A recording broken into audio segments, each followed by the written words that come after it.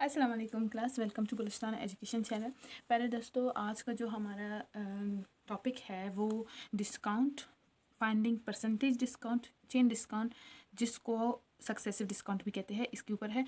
और ये हमारे यूनिट नंबर 4 एक्सरसाइज 4.3 से है और इसका ताल्लुक, इस कॉन्सेप्ट का ताल्लुक क्वेश्चन नंबर 6, 7, 8, 9 और 10 से है। तो आपने इसको बहुत गौर से सुनना है, पढ़ना है, समझना है और प्रैक्टिस करना है, ताकि आपके जो क्वेश्चंस आएंगे उनको भी आप आसानी से समझ सको और सॉल्व कर सको। तो स्टार्ट करते हैं। सबसे पहले डिस्काउंट होता क्या है, इसको कुछ इस तरह से डिफाइन किया गया है। Discount is an amount that is subtracted from marked price of an item. Discount एक अमाउंट होता है, ठीक है। आपको एक अमाउंट होता है, फॉर एग्जांपल आपने कोई चीज़ ख़रीद ली, ठीक है। अब वो चिप्स है, पैकेट ऑफ चिप्स ही समझ ले, तो उसकी प्राइस है 10 रुपये और आपको डिस्काउंट के बाद मिलता है 8 रुपये का। तो आपको कितना परसेंट? 2% डिस्काउंट मिला है।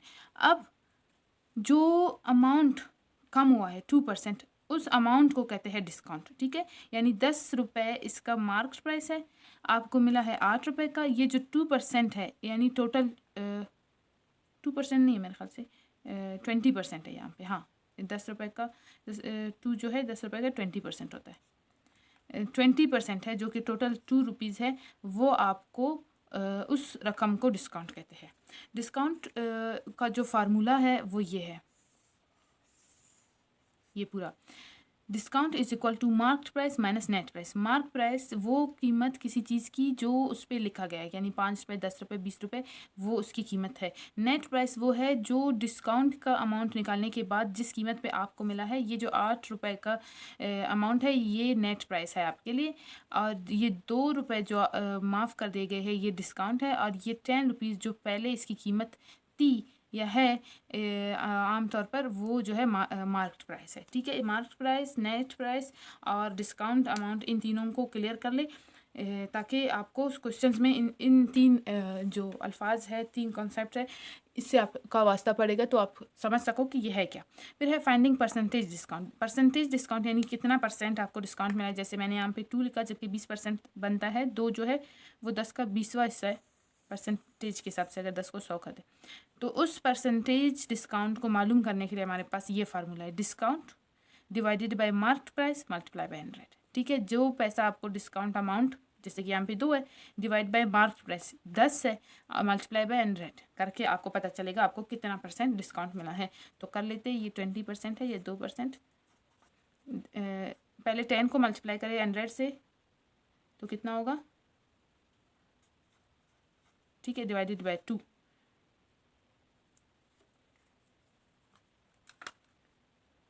तो एक मिनट,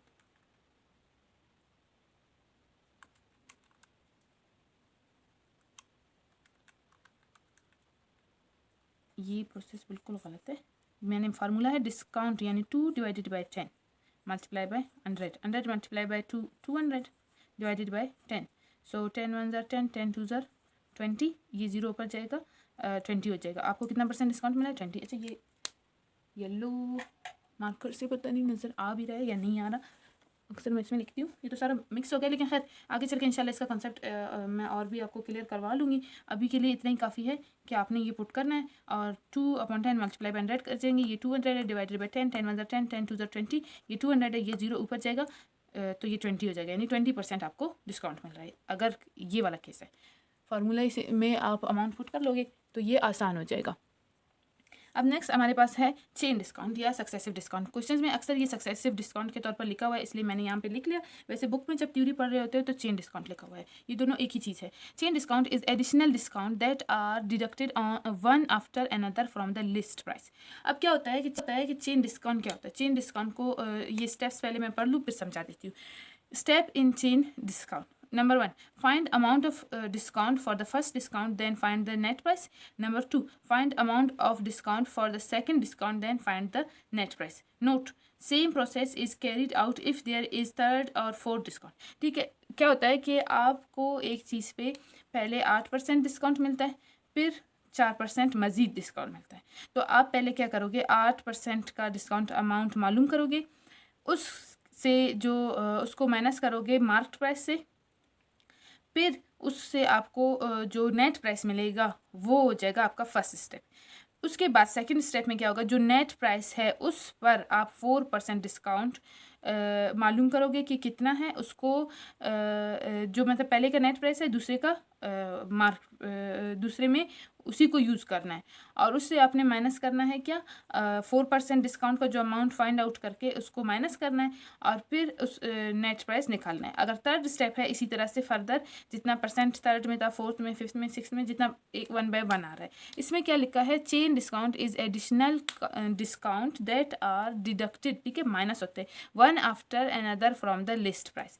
पहले मतलब 8% डिस्काउंट के बाद मुझे 500 रुपये का पड़ रहा है, अब इस 500 में मज़ीद 4% डिस्काउंट में कम निकाल के पता करूँगी कि मुझे कितने का पड़ेगा, तो वो मेरा फिर नेट प्राइस होगा। और अगर मज़ीद डिस्काउंट और है यानी 2% डिस्काउंट और है, तो मज़ीद मैं उसमें यानी 500 से 4% डिस्काउंट निकालने के बाद जो आंसर आएगा उसमें से 2% मज़ीद डिस्काउंट निकालूंगी। इस तरह से यानी वन आफ्टर अनदर डिस्काउंट होता है।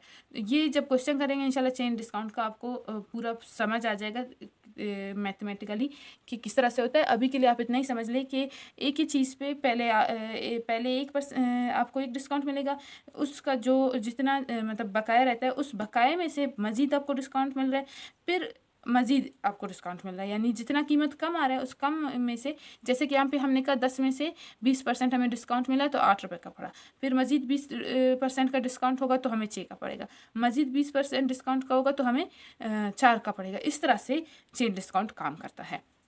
उम्मीद करती हूँ कि आपको समझ आया होगा सबको कि चेन डिस्काउंट क्या है। परसेंटेज डिस्काउंट का जो फार्मूला है उसे आपने याद रखना है ताकि नेक्स्ट क्वेश्चन में आपको समझ आए कि हम जब भी परसेंटेज डिस्काउंट निकाल रहे हो तो आपको समझ आ जाए कि ये फार्मूला यूज़ हो रहा है, और डिस्काउंट का भी आपने याद रखना है। और इंशाल्लाह जब हम क्वेश्चन करेंगे तो इन फार्मूले ये दोनों फार्मूला में से जिस फार्मूले से भी पॉसिबल होगा कोई और फार्मूला निकालना जब क्वेश्चन में आपको काम आ सके, वो भी इंशाल्लाह हम सीखेंगे। अपना बहुत ख्याल रखिए, और हाँ, प्रैक्टिस करना बिल्कुल नहीं भूलें।